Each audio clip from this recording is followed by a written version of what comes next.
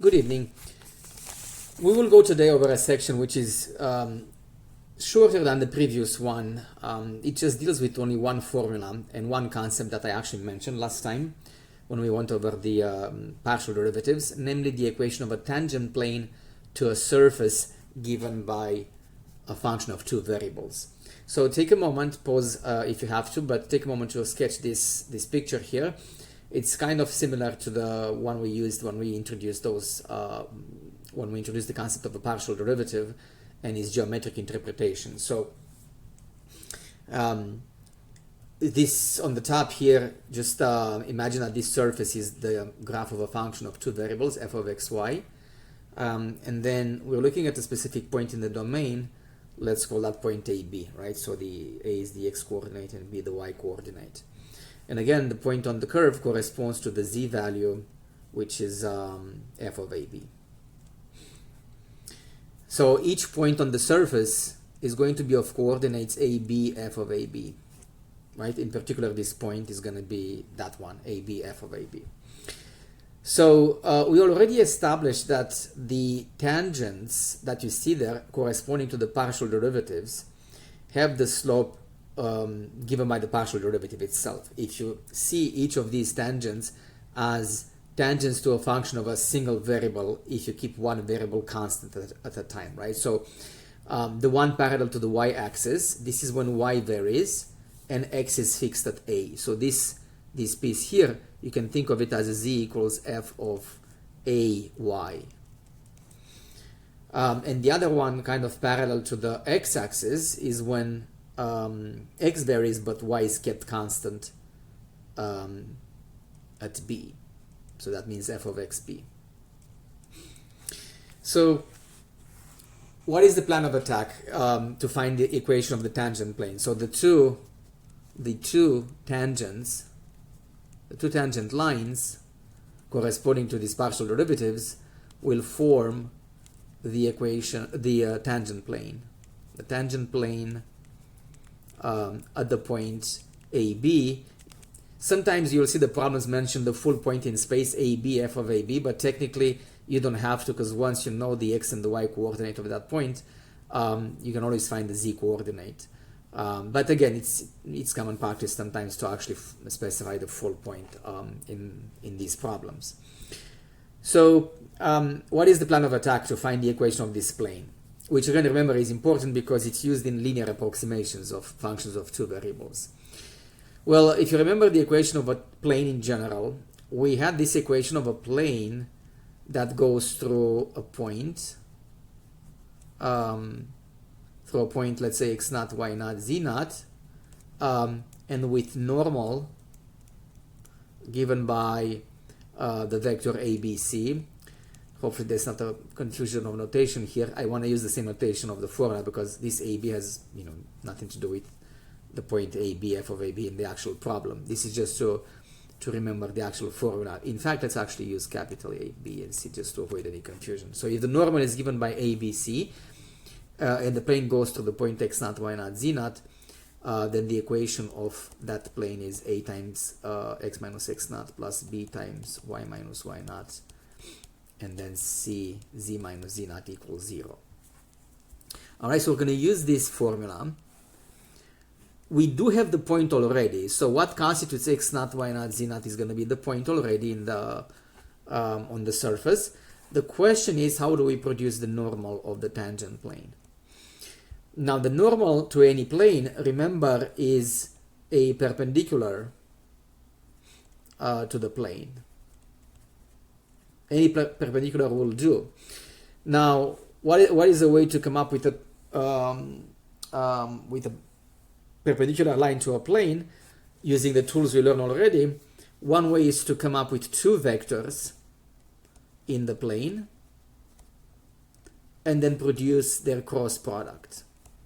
Because the cross product, remember, gives you a vector perpendicular to those two vectors and hence perpendicular to the entire plane.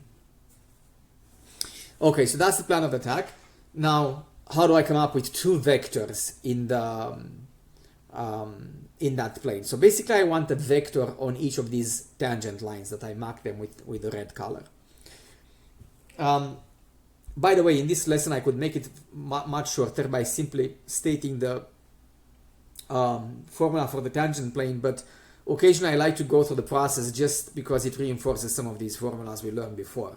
So that's the reason I make it a little bit longer by deriving the actual formula, which you don't have to do it obviously once you establish it. So let's detour again a little bit to calculus 1. So recall something from calculus 1. If you have a single variable function, let's say, again, just to use a different notation, let's say g of x, right? So this graph, let's say, is the graph of a function y equals g of x. And I pick a point A, so that point is going to be of coordinates a, j of a, and then the tangent line to that point. Now, how do I come up with a vector on that tangent line? Well, there are many vectors you can come up with, right? But it doesn't matter which one you pick. But the essential piece of information is the slope of this line, right? So let's say I want to come up with a vector like this.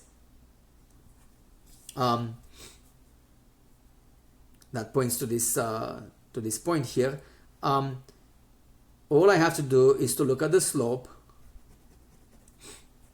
right? So I mean that vector in component form, so that vector that I want to produce on the tangent line is related to the slope in the following way. So if I pick that vector in the component form, the y component, the vertical component, divided by the horizontal component should be equal to the slope.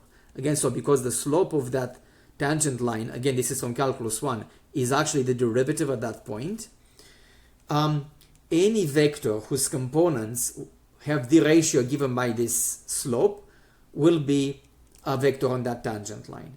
So it's important to realize that there are many ways to go about it, but probably the simplest way to come up with such a vector is simply to pick 1 for the first component and g prime of a for the second component. Right? So imagine you translate this vector in component form. If it is going to be parallel to the tangent line, the slope of the line on that vector should be equal to g prime of a. So all you have to do then is to come up with two components whose ratio y over x is g prime over a. So g prime over 1 equals g prime over a. Okay, that's the most straightforward combination you can come up with. Of course, you could make, for example, 2 times g prime of a. Okay, so as long as the ratio is g prime of a, then that's as good as any. But the one involving 1, of course, it's the easiest to come up with. So I mentioned this from calculus 1 because this is precisely the same procedure you're going to use in coming up with these vectors on the tangent lines in 3D. The only difference is that you're going to have a function in x and a function in y, right? While the other variable is kept constant. So let's look at, I think the easiest one to look first is the one corresponding to z equals f of ay. Now the slope, let's call this t1 so I can follow it through, and t2.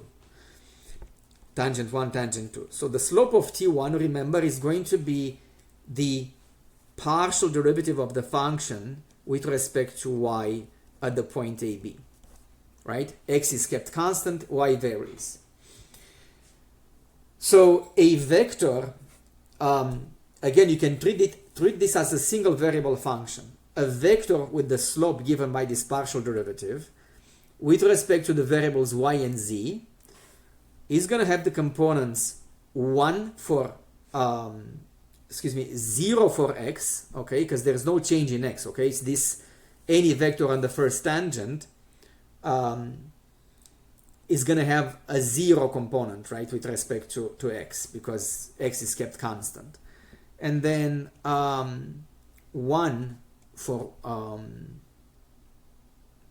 the y component, and then partial y fy at AB for the third component, for the z component, right? So it's like z is a function of a single variable y, and you're looking at the ratio between the z coordinate and the y coordinate, the variable of that function. So that ratio should be partial y. Again, by fy, I mean fy at ab. I just don't want to write of ab all the time, just for convenience. So,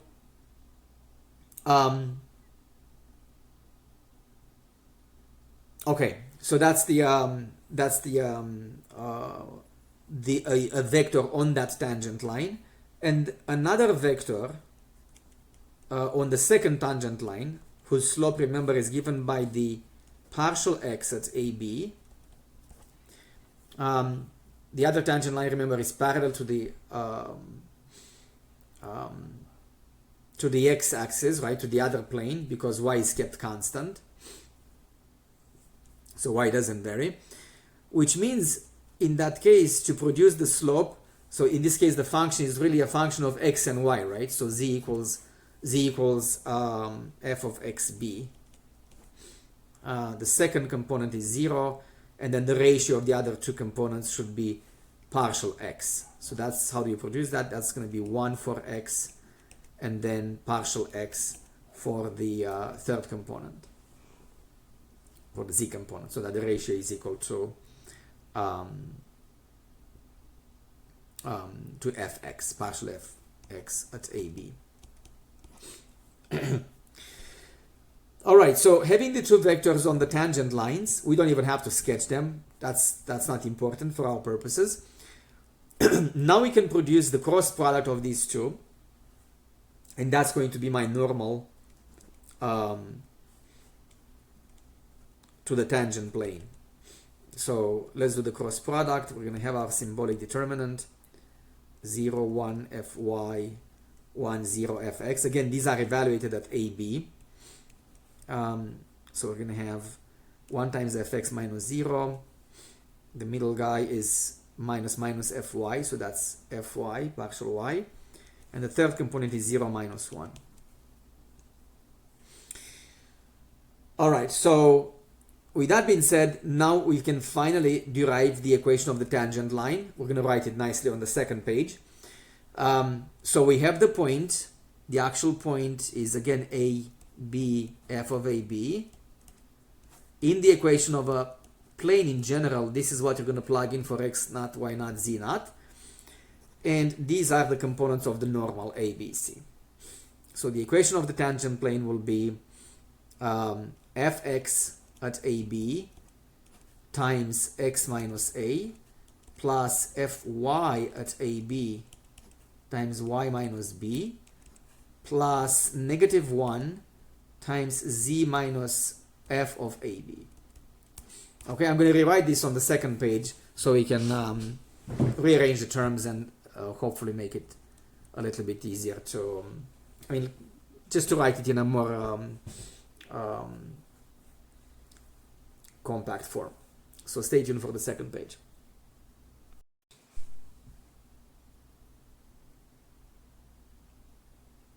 So I just realized while I changed the pages here that just again to make it clear why you have those 0 components of the vectors on the tangent lines, right?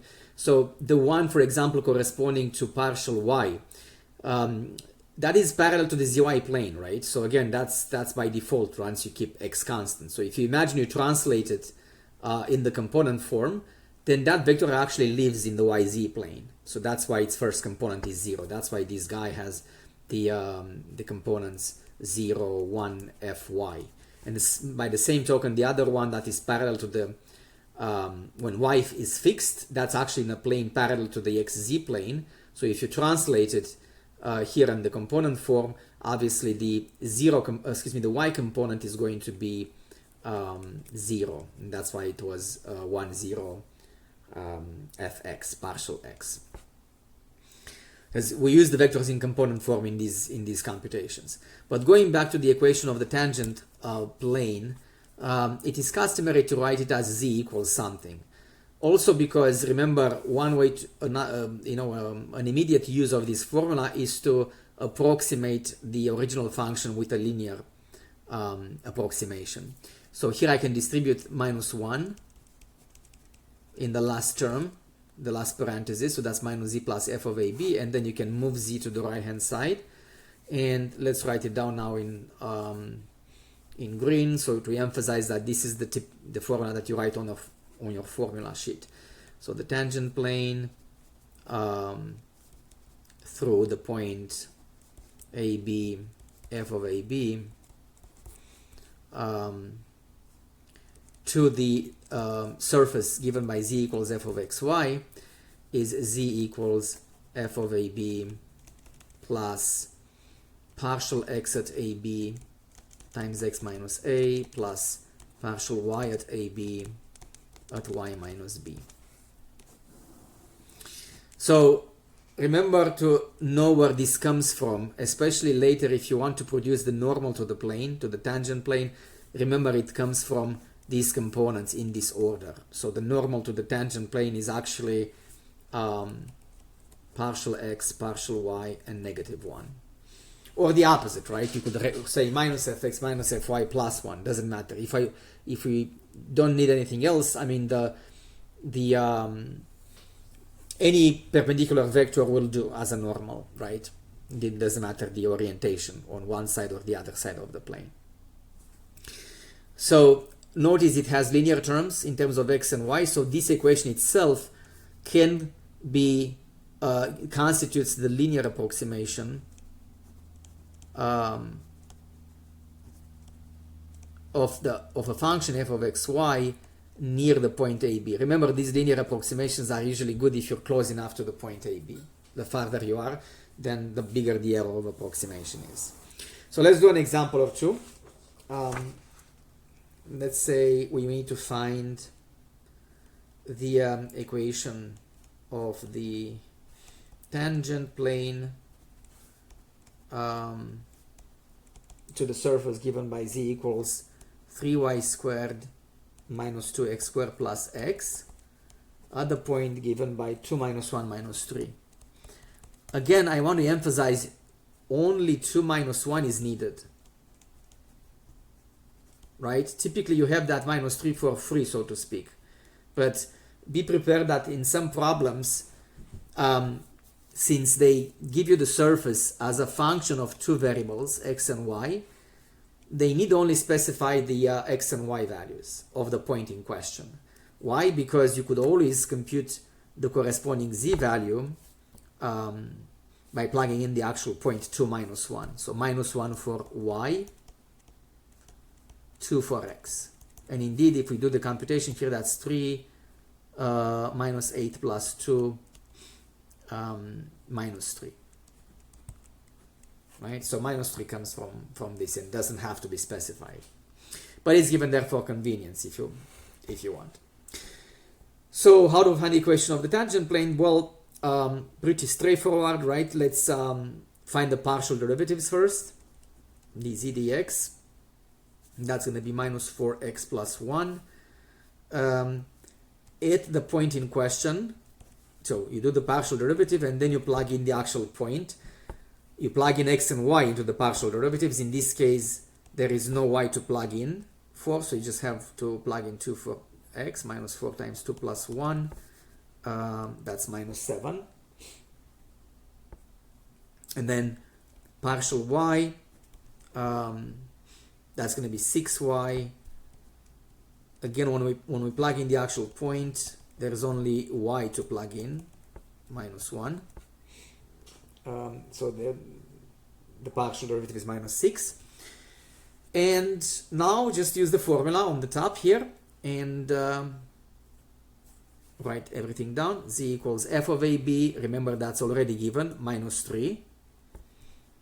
Plus partial x, which is minus 7, times x minus a, which is 2 in my case. And then minus 6 y minus negative 1. Okay, so let's clean up this a little bit. That's minus 3 minus 7x plus 14 minus 6y minus 6. So it's customary to leave it like that, like z equals a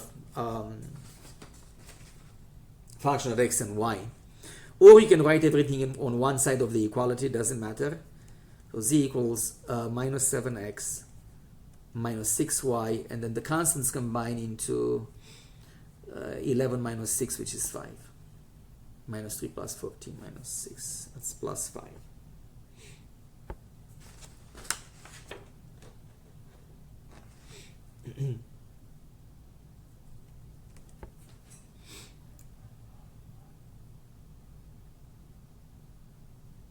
Okay.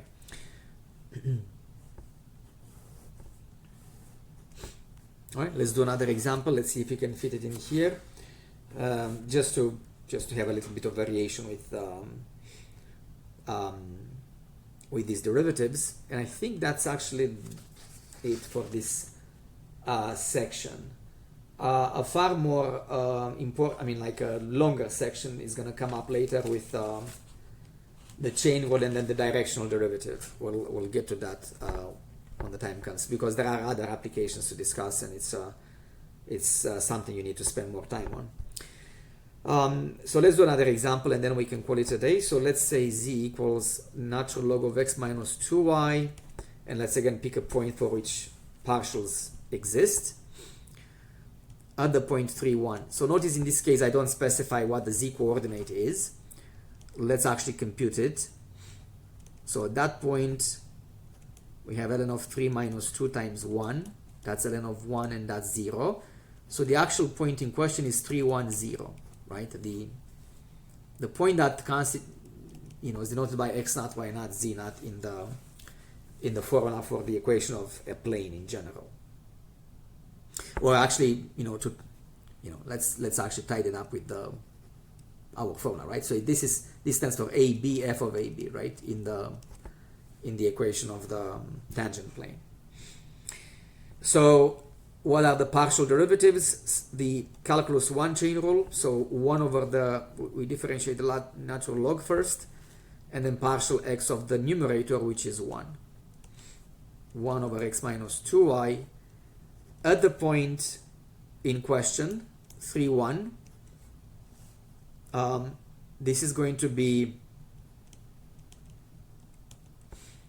1 over 3 minus 2 times 1. That's going to be 1. All right, the other partial, again 1 over x minus 2y, and then partial y of x minus 2y, that's minus 2. Evaluated at the point 3, 1, I get minus 2 over 3 minus 2. That makes it minus 2. And now let's plug in everything into the formula for the tangent plane. Z equals f of AB. That's going to be 0. Plus partial x, which is going to be 1. X minus a, that's x minus 3. And then negative 2. Y minus b, which is y minus 1.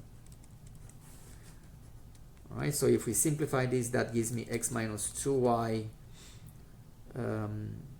minus 3 plus 2, which is minus 1.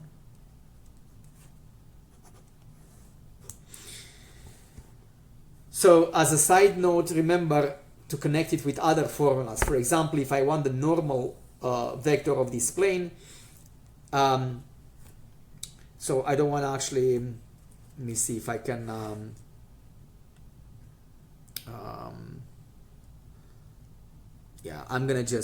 I'm gonna make it a little bit not nice here, but I'll just, because I don't want to start a new page. So let's put this remark here in this little rectangle, just as a goodbye note, so to speak. Always connect these formulas with other formulas, right? So z equals this, that comes from, again, the equation of the tangent plane. But once you're done with it, this is a plane like any other plane. Suppose you need to extract the normal to this plane, and you don't want to go back to, partial derivatives or anything like that, right? I mean, the start where this came from. You treat it as a plane, an equation of any plane. And how do you extract the normal? Well, you go back to the meaning, or to the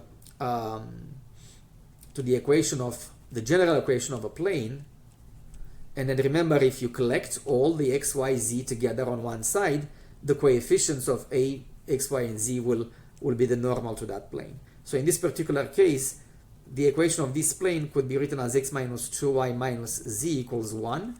So if I want the normal for whatever reason to this plane, that's going to be 1 minus 2 negative 1. So there is some relation between formulas, obviously, right? I mean, we have a formula for a plane in general, going through a point and given a certain normal. This is a plane like any other plane, with the caveat that it's a particular, it's the one that actually is tangent to the surface.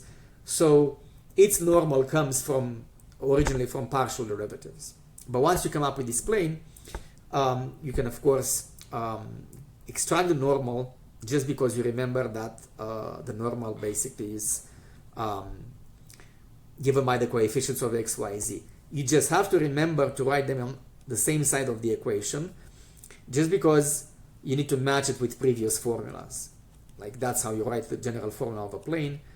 And only if x, y, and z are all together in one side, then you can say, okay, those coefficients form the normal to the plane. So that's it for today. I'll see you next time.